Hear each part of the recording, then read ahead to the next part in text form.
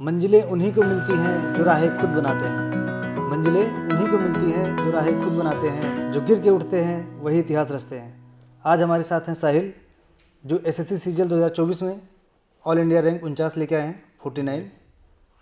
और ये इनका तीसरा मेंस था। ये ऑलरेडी एसएससी सीएचएसएल में सिलेक्टेड हैं और चंडीगढ़ में जॉब करते हैं। तो साहिल, अपने बारे में कुछ बताएं आप। जी सर, मैं राजस्थान से बिलोंग करता हूँ वैसे। जी। मेरी स्कूलिंग भी वहीं से हुई है, 12th तक। उसके बाद मैं दिल्ली आ गया था अपने ग्रेजुएशन के लिए। दिल्ली में मैंने डीयू से, खालसा कॉलेज से बीएससी कंप्यूटर साइंस ऑनर्स में पढ़ाई की है। जी। उसके बाद फिर मैं कॉलेज के टाइम पे ही मैंने एसएससी की तैयारी चालू कर दी थी। अच्छा, तो ये सीजीएल को टारगेट बना के अपना। ठीक है। आपको मोटिवेशन कहाँ से मिला सीजीएल की तैयारी करने की? पहला कोई कौन सा इंस्टांस था जो आपको मोटिवेट किया?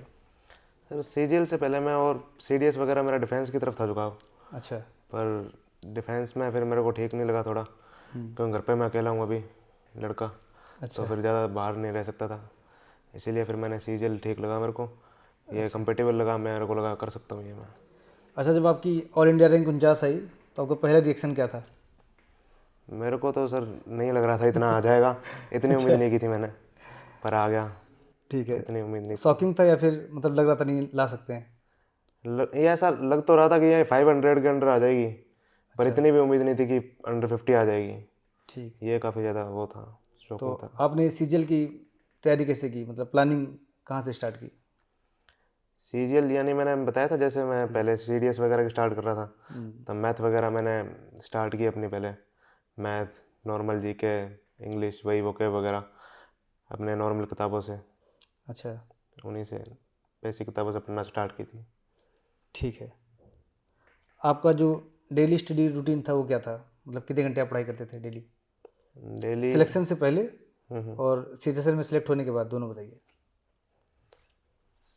सिलेक्शन से पहले वही था मेरा, सेम ही तो होता था मैं, यानी कि सुबह अपने लाइब्रेरी जाके ही पढ़ाई करता था मैं। अच्छा। घर पे नहीं कर पाता था मैं, घर पे माहौल नहीं था पढ़ाई का, थोड़ा शोर शराबा होता रहता है, कोई डिस्टर्बेंस ना हो, इसलिए मैंने लाइब्रेरी ज्वाइन की हुई थी घर के पास ही। सुबह अपने चला जाता था मैं कोई 9 बजे के करीब। प्री से पहले तो मैं कोई 10-1 बजे तक जाता था, 10-11 बजे तक। अच्छा। फिर बीच में एक घंटे लंच करने आ गया। शाम को रात को 9 बजे तक पढ़ाई करता था। मेंस के टाइम पे थोड़ा मैंने ज़्यादा पढ़ाई की थी थोड़ी। 8 बजे सुबह आता था मैं, 8 से रात को 9 बजे तक, बीच में 1 घंटे लंच वगैरह। ठीक है। आपका स्ट्रॉन्ग सब्जेक्ट क्या था और वीक सब्जेक्ट क्या था? स्ट्रॉन्ग तो सर मुझे मैथ ठीक लगती थी वैसे, अच्छा। बाकी सब्जेक्टों के कंपेरेटिवली, क्योंकि जीके काफ़ी वास्ट है, अनप्रेडिक्टेबल है। हाँ, ये तो है। और इंग्लिश भी, मेरा बैकग्राउंड थोड़ा हिंदी मीडियम से रहा है, तो इंग्लिश में मेरे को थोड़ी प्रॉब्लम होती थी। अच्छा, तो इंग्लिश के लिए कौन सी बुक फॉलो की थी आपने? मैथ के लिए सब्जेक्ट वाइज बताइए, कौन कौन सी बुक आपने पढ़ी? सब्जेक्ट वाइज इंग्लिश के लिए तो एक नीतू सिंह की वॉल्यूम 1। हाँ, ये तो सभी बच्चे पढ़ते हैं। हाँ, एक ब्लैक बुक वोकेबलरी के नहीं, लिए। अब बच्चों को ये भी बताइए कितनी बार पढ़ी है आपने? बच्चों को लगता है एक बार पढ़ना होता है। एक बार नहीं, बहुत कई बार पढ़ी है, अच्छा। गिनती नहीं, कई बार पढ़ी है। एक एक बुक 5-5, 6 बार, 7 बार, बहुत बढ़िया। हर बार रिवाइजन। यानी आपने आपको रिसोर्सेज को आपने लिमिटेड रखा और हाँ, रिवीजन मल्टीपल टाइम्स किए। यानी एक सब्जेक्ट के लिए, जैसे जीके के लिए 1-2 बुक बस, इंग्लिश के लिए 1-2 बुक, उन्हीं को बारी बारी, अच्छा। कोई ज़्यादा बुकें नहीं। और जैसे डिफरेंट सब्जेक्ट के बीच में आपने कैसे मतलब मैनेज किया अपने आप को कि प्रॉपर टाइम मैथ को भी दे पाएँ, इंग्लिश भी को उसको भी दे पाएँ, जीएस में कई सारे सब्जेक्ट हैं उनको भी प्रॉपर टाइम दे पाएँ, करंट अफेयर, स्टैटिक, तो कैसे आपने ये प्लानिंग की?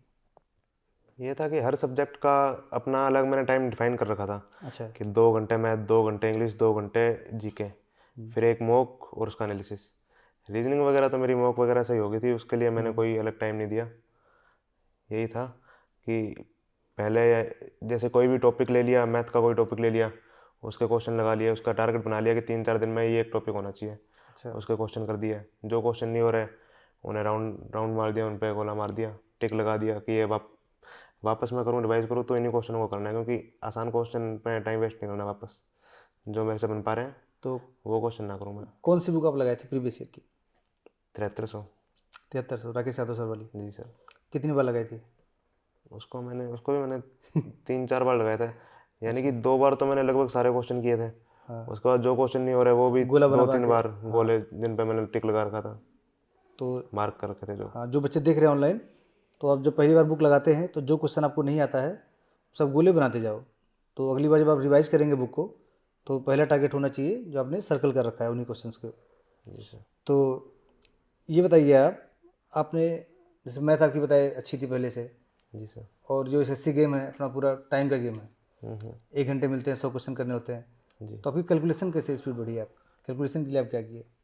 कैलकुलेशन के लिए मैंने ऐसा कुछ अलग से नहीं किया, बस अपने नॉर्मल 25 तक टेबल याद कर ली। ठीक है। बाकी मैंने मॉक से ही मेरी कैलकुलेशन इम्प्रूव हुई है। अच्छा, मॉक से स्पीड बनी है। अच्छा, ये मॉक कब देना चाहिए बच्चे को? ये बहुत कन्फ्यूजन रहता है। कई बच्चे के 15-20 नंबर आ रहे थे, वो मॉक स्टार्ट कर देता है सेक्शनल। देना चाहिए नहीं देना चाहिए, कब, मतलब क्या वो मार्क्स होना चाहिए जब बच्चों को स्टार्ट करना चाहिए? यानी कि अगर लगभग आपका सिलेबस ठीक ठाक हो चुका है, हाफ भी हो चुका है, तो स्टार्ट कर देना चाहिए मेरे ख्याल से। अच्छा, हाफ सिलेबस हो गया तो आपको स्टार्ट कर देना चाहिए एकदम। ठीक है। आप जो मॉक देते थे तो क्या सीक्वेंस फॉलो करते थे? कौन सब्जेक्ट पहले हैंडल करते थे? प्री के लिए तो सबसे पहले जीके, फिर इंग्लिश, फिर रीजनिंग, फिर लास्ट में मैथ। अच्छा, फिर जो क्वेश्चन फर्स्ट राउंड में नहीं हो रहे उनको वापस से दूसरे राउंड में, तीसरे राउंड में करना उनको। तो 2-3 राउंड में पेपर सॉल्व करते थे? हाँ, 2-3 राउंड में। अच्छा, ये बात तो हर कोई बताता है, सारे टॉपर बताते हैं कि 2 राउंड में 3 राउंड में करना है। क्वेश्चन स्किप कैसे करना है ये कोई नहीं बताता है। तो जो बच्चे देख रहे हैं सबसे बड़ा चैलेंज उनके लिए वही होता है कि क्वेश्चन स्किप कैसे करें। कोई कोई बच्चा 1 मिनट लगा देता है स्किप करने, तो कोई मतलब नहीं स्किप करने का। तो 10-12 सेकंड में कैसे स्किप किया जाए? यानी कि स्किप, अब रीजनिंग और इंग्लिश तो स्किप हो जाती है, उनमें तो आता है तो आता है, नहीं आता तो नहीं आता। वो तो आराम से स्किप कर सकता है, कोई भी बच्चा हो, कोई भी कैंडिडेट हो। दिक्कत आती है मैथ में और रीजनिंग में। अगर कोई क्वेश्चन नहीं आता, अगर वो देखते ही लग रहा है कि बन पा रहा है तो ठीक है, नहीं लग रहा, उसमें 30 सेकंड से ज़्यादा लग रहा है, मिनट से ज़्यादा लग रहा है, फिर उसे तो स्किप कर ही देना चाहिए। वो लास्ट में देखना चाहिए, सेकंड राउंड में या थर्ड राउंड में। अच्छा, आपने टीयर 1 और टीयर 2 के लिए कोई अलग प्लानिंग की थी या सेम स्ट्रेटजी अपनाई?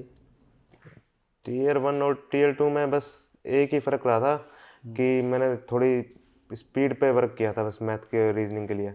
अच्छा, बाकी तो सेम सोर्स थे, सेम किताबें, सब कुछ सेम। तो यानी वही सोर्स को आप बार बार उन्हीं सोर्स रिवाइज को, किया हाँ, आपने? उन्हीं सोर्स को रिवीजन और प्रैक्टिस अच्छा, रेगुलर। जैसे टीयर 1 में नेगेटिव मार्किंग 1/4 है, टीयर 2 में 1/3 हो जाती है। तो जो बच्चे प्री में तुक्का मार के पास होते हैं मेंस के लिए, कई बार वो मेंस से ज़्यादा तुक्का मार देते हैं, तो कुछ ज़्यादा नेगेटिव हो जाता है उनका। तो कैसे मैनेज किया जाए नेगेटिव मार्किंग को मेंस के लिए खासकर? किस क्वेश्चन में हमें तुक्का मारना चाहिए, किस में नहीं मारना चाहिए, या मारना ही नहीं चाहिए?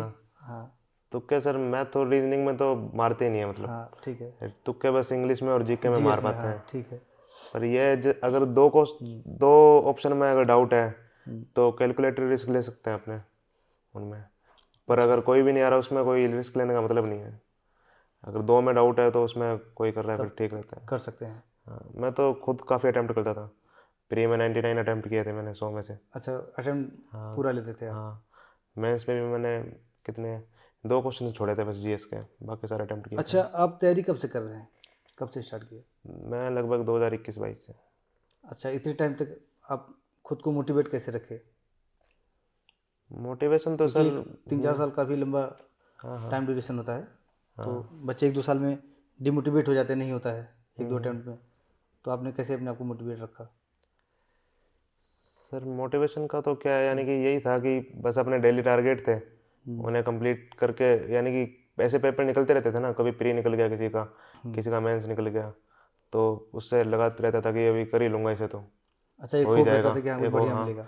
प्री वगैरह निकलते रहते थे तो ठीक लगता था। कभी सीपीओ के, यानी काफ़ी सीडीएस का भी मेरा निकला हुआ है पेपर। अच्छा, सीडीएस भी आपने निकाल रखा था? हाँ, एसएसबी देने नहीं गया था उसका, एफकेट वगैरह, सीजीएल, एम सीएचएसएल, एम अच्छा, जीडी वगैरह। चलिए हम 2 मिनट सब्जेक्ट वाइज बात करेंगे। जी जी। अगर मैं मैथ में पूछूं आपसे कोई एक बुक का नाम बताइए, तो कौन सी बुक आप प्रेफर करेंगे? मैथ के लिए अगर बिगिनर है तो पहले क्लास नोट्स राकेश यादव की, अच्छा, दूसरी 7300। और इंग्लिश के लिए कोई बुक? ये दो ही बुक जो मैंने बताई थी, नीतू मैम और? नीतू मैम की और कैट ब्लैक बुक। अच्छा, आपने नॉर्मल इंग्लिश भी शायद पढ़ी थी, मेडी जी हाँ वाली? हाँ, वो पढ़ी थी मैंने, अच्छा, वर्ड पावर मेडी जी। और जीएस के लिए कोई बुक क्या सजेस्ट करेंगे? जीएस के लिए लूसेंट। लूसेंट। और previous year?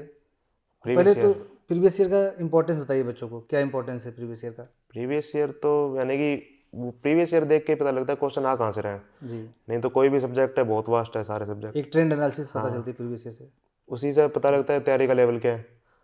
Previous year question attempt करने से पता लगता है कि जो पढ़ रहे हैं वो अब वही आता है पेपर में या कुछ अलग तो नहीं आ रहा। तो वो रिलेवेंट चीज़ें पता लगती रहती हैं। अच्छा जी, ठीक है। अब बात करेंगे हम लोग रीजनिंग का। तो सारे बच्चों को लगभग सही होता है। हाँ, एक चीज़ ये बचती है रीजनिंग में भी, खासकर मेंस में, स्टेटमेंट वाले क्वेश्चन कैसे किए जाएं। बच्चों को मोस्टली वही गलत होता है रीजनिंग में। स्टेटमेंट वाले यानी कि कहाँ से पढ़े थे आप? ये ग्रुप था, उसने एक वीडियो डाल रखी थी अच्छा, कई टीचरों की। तो जो ऑनलाइन बच्चे देख रहे हैं उनको भी बता दीजिए कौन सा ग्रुप था। पंडित ग्रुप वैसे जानते हैं लगभग जो तैयारी करते हैं, अच्छा, दीप पंडित। तो उन्होंने डाल रखी थी स्टेटमेंट एजम्पशन वाले, ये जो भी क्वेश्चन आते हैं जिनमें डाउट रहता है उनकी वीडियो। तो उन्हीं की वीडियो देखी थी मैंने, तो उन्हीं से एक दो बार प्रैक्टिस कर ली प्रीवियस ईयर की। क्योंकि जो मॉक वगैरह के आते हैं ना उनमें वो काफ़ी इररिलेवेंट से होते हैं। अच्छा। उनमें नहीं पता लग पाता, उनका कभी आंसर कुछ होता है कभी कुछ होता है। हाँ, ये चैलेंज आता है इसमें, खासकर क्योंकि बहुत सब्जेक्टिव और सब्जेक्ट क्या, ये सब्जेक्टिव है, इनका कोई प्री डिफाइंड आंसर तो है नहीं, हाँ, कोई फिक्स आंसर नहीं फिक्स रहता नहीं। आंसर होता नहीं इनका। हाँ, काफ़ी चेंज होता रहता है। हम्म। अच्छा, मॉक की इंपॉर्टेंस पे थोड़ा बात करेंगे। तो प्री से पहले आप कितने मॉक दिए होंगे प्री का? प्री से पहले तो मैंने सर, जब से मैं तैयारी कर रहा हूँ, मेरा लगभग जब आधा सिलेबस जैसे मैंने बताया हो गया था, तब से मैं लगभग डेली से मॉक दे रहा हूँ। अच्छा, यानी कि बीच में कभी कभी कोई काम हो गया या फिर 10-15 दिन छूट गए पेपर के बाद, वो अलग बात है, नहीं तो लगभग डेली से मॉक थे मेरे। और मेंस में कितने मॉक दिए आप? इस बार मेंस में यानी कि 4 महीने का टाइम था, तो 100 से ऊपर ही दिए थे, कोई 110 115 यानी करीब डेली आपने डेली मॉक मॉक। दिया? फुल मॉक दिया या सेक्शनल मॉक दिया? फुल फुल फुल मॉक दिया, उसका एनालिसिस किया आपने अच्छे से? हाँ, सेक्शनल देता था, यानी कभी कभी मैथ और रीजनिंग वाले का बस, अच्छा, नहीं तो लगभग फुल मॉक ही देता था मैं। ठीक है। ये बताइए, गौरव सर का क्या योगदान रहा आपकी सफलता में? गौरव सर से मेरी टाइम टू टाइम बात होती रहती थी, वो अच्छा, मोटिवेट करते रहते थे साथ साथ में ही। अच्छा, कोई भी जीके में कभी दिक्कत आ रही है, अच्छा। डीमोटिवेशन सा हो रहा है, तो बात होती रहती थी उनसे।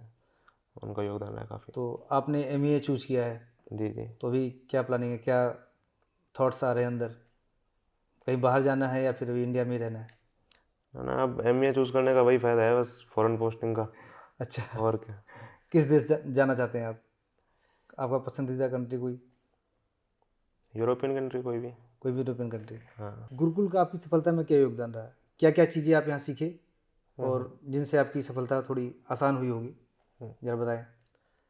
सर मुझे लगता है कि सबसे ज़्यादा जो इम्पोर्टेंट है इसमें डिसिप्लिन, एक डेली शेड्यूल, टारगेट फॉलो करना अपने, वो काफ़ी चीज़ें मैं यहीं से सीखा हूँ। मैं यहाँ पे रहा तो जो भी शेड्यूल मिलता था उसे फॉलो करता था, घर पे जाने के बाद भी वही शेड्यूल मेरा होता था। यहाँ पे जो हेमंत भाई हैं, मैं उनसे मेरी बात होती रहती थी, वो मेरे को शेड्यूल शेयर करते रहते थे। तो यही था कि डिसिप्लिन बन गया यहाँ पे रह के, एक जो रूटीन यहाँ सीख का गए। एनवायरनमेंट था, वही रूटीन बनाना ज़रूरी होता है। और डेली मॉक देना, आई थिंक डेली मॉक देना, वो डेली रिवाइज करना, मंथ एंड पे जैसे आपने अभी बताया, मंथ एंड पे रिवाइज करना, वीकेंड पे रिवाइज करना, वही यानी कि काफ़ी सही बन गया था यहाँ पे, वही घर पे जाके काफ़ी काम आया। हेमंत से आपकी बात होती थी, आपका दोस्त? जी जी सर। अच्छा, तो ठीक है साहिल, ये तो आपकी जर्नी रही, आपको सफलता मिल गई। जी सर। अब वो बच्चे जिनको भी सफलता नहीं मिली है लेकिन तैयारी कर रहे हैं, ऑनलाइन आपको देख रहे हैं, आप उनको क्या सुझाव देना चाहेंगे? सफलता तो यानी कि आपकी इस बार अगर आप सफल हो रहे हो तो इस बार की मेहनत काम आएगी आपकी। मेरा 2 बार हुआ तो मेरे को यही था कि इस बार ही भले ही मेरी मेहनत काम नहीं आई, पर अगली बार ज़रूर काम आएगी, और सही में काम आई है, ऑल इंडिया रैंक आई है। पिछली बार मेरा नहीं हुआ था, मेरे को यही था इस बार अगर मेरा हो भी जाता, 6 नंबर कम थे मेरे, अगर मेरा बॉर्डर पे आके हो भी जाता तो मेरे को कहीं साउथ वगैरह में पोस्टिंग मिलती पीए से, हाँ, तो कोई बढ़िया फिर कोई और क्या उसका फ़ायदा नहीं होता। पर इस बार वो मेहनत काम आई और ऑल इंडिया रैंक आई है 49। नहीं, आपने बहुत मेहनत की है। और जो ऑनलाइन मेरे छोटे भाई देख रहे हैं, छोटी सिस्टर, तो आप लोग लगे रहिए, और अगर आपका सिलेबस लगभग हो चुका है तो डेली एक मॉक ज़रूर दीजिए, अच्छे से एनालिसिस कीजिए, और प्रीवियस ईयर क्वेश्चंस के ऊपर आप फोकस रखिए। अपने सोर्सेज को लिमिटेड रखिए, रिवीजन को मल्टीपल टाइम्स कीजिए, अपने सोर्स को बार बार मत बदलिए। अपने जैसे मैथ की जो बुक लगा रहे हैं उसी को कई बार करने की कोशिश करिए। सेम जीएस के साथ, जीएस में जैसा कि गुरुकुल में हम लोग बताते हैं कैसे रिवाइज करना है, तो मान लीजिए आपने कोई बुक फॉलो कर ली, जैसे पिनेकल ले लिया, ब्लैक बुक ले लिया, आज मान लो 200 क्वेश्चन आपने पढ़ा, तो आपको 30-40 क्वेश्चन नहीं आए सपोज, तो अगले दिन क्या करना है, पहले उस 30-40 क्वेश्चन को रिवाइज करना है, फिर आगे क्या करना है। हो सकता है आप पूरा ना कर पाओ 200 क्वेश्चन जो आपने टारगेट लिया था, थोड़ा कम ही कर पाओ, लेकिन कोई बात नहीं, रिवीजन जरूरी है। सेकंड, हम वीकेंड पे रिवाइज करेंगे, सैटरडे संडे, जैसा गुरुकुल में हमारे यहाँ आप जानते ही हो रिवीजन डे होता है सैटरडे, और संडे छुट्टी होती है। तो ये 2 दिन केवल रिवीजन किया जाता है, कुछ भी नया नहीं पढ़ना होता है। और तीसरा रिवीजन हम करते हैं मंथ एंड में, यानी महीने का जो आखिरी 4 दिन होगा उसमें हम कोई शेड्यूल नहीं रखते हैं। वो 4 दिन केवल इसीलिए डेडिकेटेड होता है कि पूरे महीने जो जो आपको टफ चीज़ें लगी थी उसको दोबारा से तीसरी बार एक बार रिवाइज कर सको अच्छे से। तो किसी भी की सफलता में जो रिवीजन का इंपॉर्टेंस है बहुत ज़्यादा है। जी सर। तो आज हमारे साथ थे साहिल, ऐसे ही हमारे जो और टॉपर हैं उनके साथ हम मिलते रहेंगे टाइम टू टाइम। तो स्टे कनेक्टेड।